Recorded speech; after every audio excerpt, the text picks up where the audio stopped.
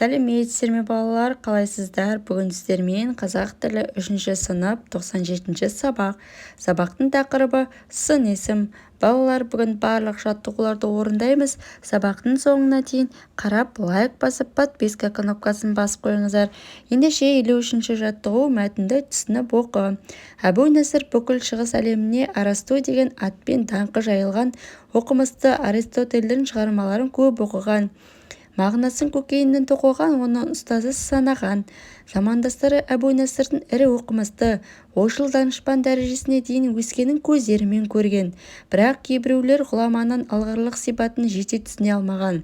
Сонда олар данышпанның сөзінен біз таласып қалдық. Анығын түсіндіріңізші, сіз алғырсыз ба, әлде Арасту ма деп сұрайды. Әй ағайындар-ай, дейді әлгі сұрақ берушілерге. Егер мен ұлы ұстаз Арасту заманына өмір сүрсем, онда сол ғұламаның білікті шәкірті ғана болар едім.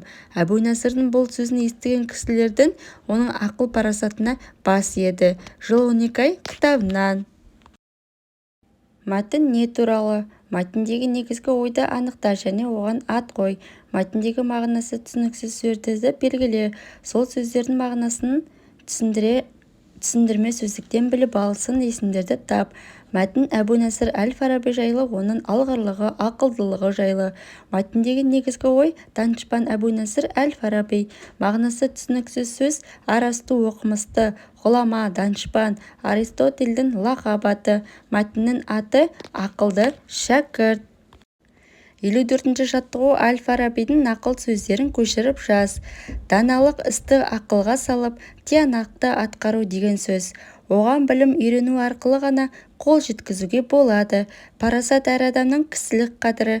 Адам басындағы ізгі қасиеттер парасатты өсіретін қабілет. Қайырымды, ізгі ниетті адам еш уақытта өлмейді. Нақыл сөздердің мағынасын топта талқыла. Сын есімдердің астын сыз. Сын есімдер кісілік, қайырымды, ізгі ниетті. Келесі 55-ші жаттығу берілген сын есімге бірнеше зат есім тауып айт.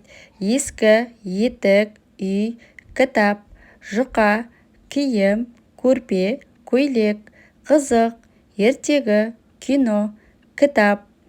Ал балалар, осымен барлық жаттығуды орындадық. Сіздерге ұнады деген ниеттемін.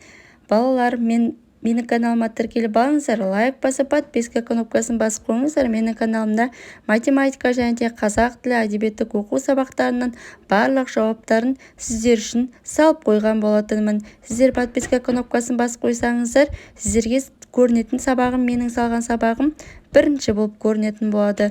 Келесі сабақта кездескенше сау болыңыздар балалар.